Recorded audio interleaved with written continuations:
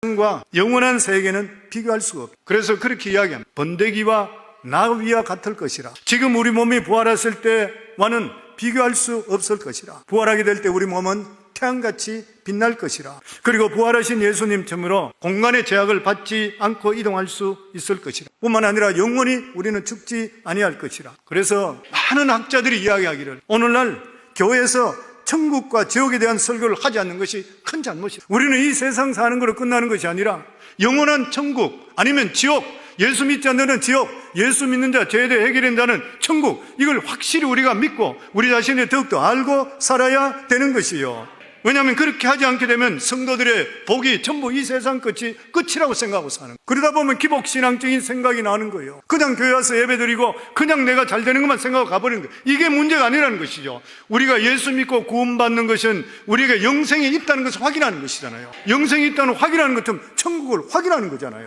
우리 삶의 목적이 어디에 맞춰져야 돼요? 천국에 맞춰져야 되는 거예요. 언젠가 이 세상을 우리는 떠나게 될 수밖에 없는 것이에요. 그리고 두 번째로 이 말씀은 교회 시대의 축복을 상징하는 것을 보여준다. 즉 예수님이 이 세상에 오셔서 십자가에 못 박혀 죽으심을 통해 완전히 새로운 세상이 오게 되었다는, 성령의 시대, 곧 교회 시대라는 것이. 그때는 예수 그리스도의 믿음을 통해서 과거의 모든 죄가 해결되고 하나님의 능력 가운데 이루어지는 이 시대, 이걸 이사야를 통해서 상징적으로 우리에게 묘사하고 있다는 것이. 그러니까 하늘에 성령이 임하는 것이 바로 새 하늘인 것이고, 성령의 사람으로 변화되어 능력 있게 사는 것이 새 땅이라. 사실 우리 인간은 예수 그리스도를 믿음을 통해 죄 용서함과 그리고 성령의 능력을 받게 되면 사실 옛날 살아가는 삶하고는 완전히 딴 세상이 완전하잖아요. 사실 하나님께 죄 용서 받기 전에는 우리들은 오래만 살라 그래요. 사고 안 생기기만 전전긍긍해. 우리 삶이 그런 것이 항상 삶이 아슬아슬한 삶의 위기 연속인 거예요. 그리고 실제적으로 죄 용서 받지 못하고 그 사람이 죽게 된다 그러면 끝장인 거예요. 우리가 영생을 알고 영계를 안다. 그러나 우리가 예수 그리스도를 통해서 구원받게 되고 성령이 우리 속에 오게 될 때에 나를 지금까지 부여잡고 있던 불안과 공포나 죄의 사슬을 끊어버립니다. 죽으면 천국, 살아있으면 전도. 언제 하나님이 부르시더라도 저희들은 천국 가는 것에 대해서 생명록에 예수 그리스도의 보혈의 피 때문에 생명록에 이름이 기록되어 있는 것이에요. 더더욱이나 우리가 예수 그리스도로 구원받은 하나님의 자녀들에게는 하나님의 놀라운 기도의 축복이 있습니다. 이사야 65장 24절에 보면 그들이 부르기 전에 내가 응답하겠고 그들이 말을 마치기 전에 내가 들을 것이며, 하나님께서 우리가 부르기 전에 응답하신다. 우리 마음의 묵상까지 다 알고 계신다는 거예요.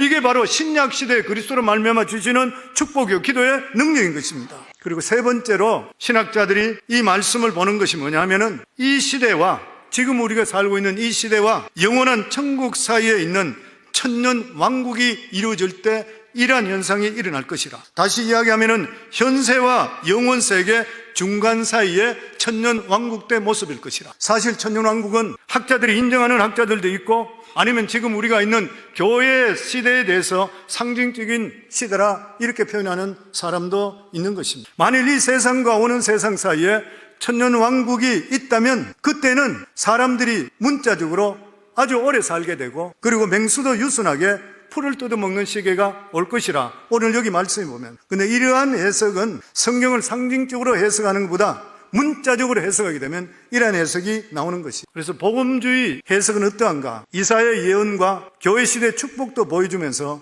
영원한 천국 복락을 보여준다 이렇게 생각하는 것이. 다시 말하면 지금 우리가 성령의 능력을 통해서 누리고 있는 이 은혜들은 진정한 천국의 축복의 예표, 그 지금 누리는 맛복이라는 것이다. 그러면서 오늘 성경에 보면은 이사야는 오늘 성경에 보면 장차 오는 새 시대에는 하나님께서 주의 백성들을 전혀 새로운 관계가 맺어. 그 말씀이 18절에 19절입니다. 저희들 같이 읽겠습니다.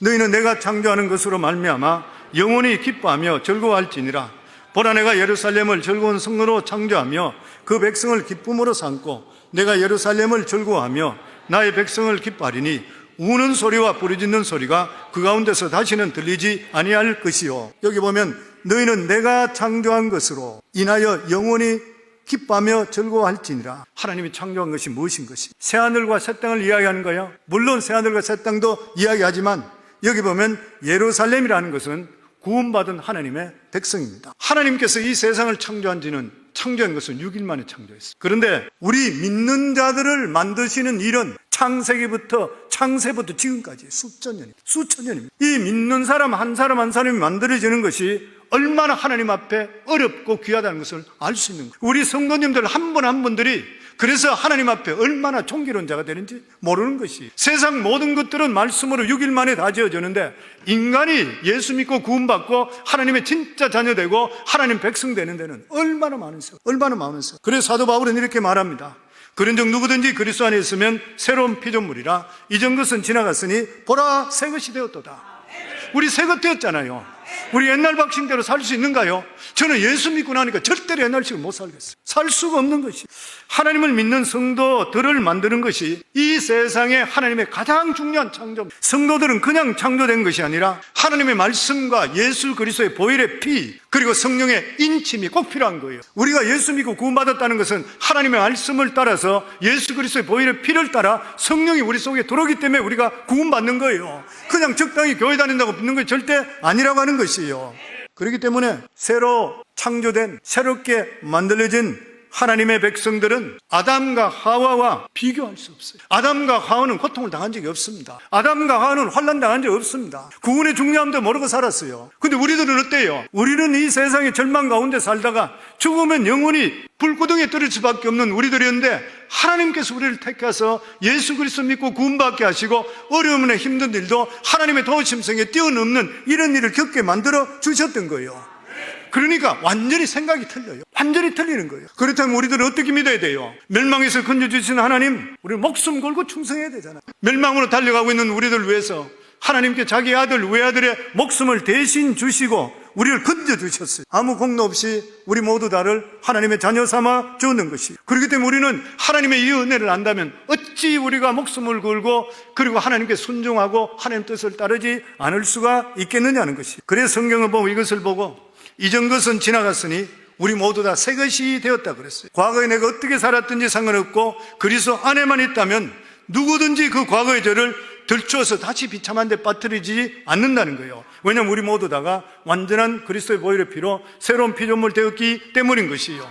그래서 로마서 8장 1절에 보면 그러므로 이제 그리스도 예수 안에 있는 자들에게는 결코 정죄함이 없느니라. 예수님 한 분으로 충분한 것이에요.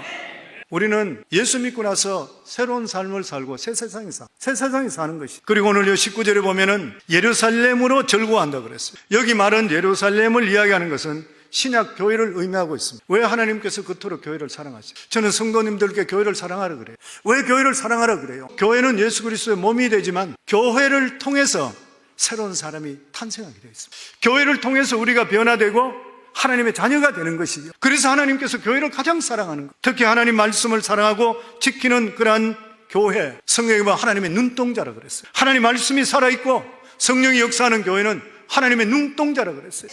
같은 성전인데도 불구하고 아수르 군사들이 북이스라엘에 침공했을 때 사마리아는 전멸해버렸어요. 성전에 예배드린데도 불구하고. 근데 그 아수르 군사가 예루살렘에 침공했다가 전멸해버렸습니다. 그리고 그것 때문에 대국이 멸망해버렸습니다. 왜 그랬던 것이? 사마리아, 북이스라엘의 거기는 예배는 있는지 모르지만 하나님 말씀과 성령 역사가 없는 죽은 예배였던, 하나님의 눈동자가 될 수 없어요. 근데 감히 인간이 하나님의 눈동자를 건드리면 어떻게 되겠어요? 하나님의 살아있는 눈동자, 말씀과 기도와 찬양과 성령이 살아있는 예루살렘 교회를 건드렸다가 그들은 완전히 멸망해버렸습니다. 그래서 이 세상에 가장 존귀한 건 뭐예요? 말씀이 살아있고 성령이 역사하는 교회인 것이에요. 이 세상에 가장 소중한 것은 사람이 변하는 것입니다. 죄를 용서받고 상처가 치유되는 것, 사람이 완전히 변화되는 것, 예루살렘 바로 교회라는 것이. 그래서 성도님들 교회를 사랑하시고 교회를 위해서 기도할 수 있기를 주의 이름으로 축원합니다.